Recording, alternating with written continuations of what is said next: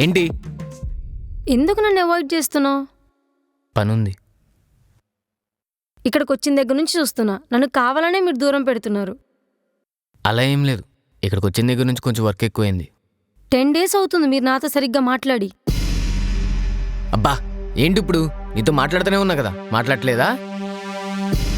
నేనేమన్నా మాట్లాడితేనే మీరు మాట్లాడుతున్నారు, లేదంటే మీ పాటికి మీరు ఉంటున్నారు.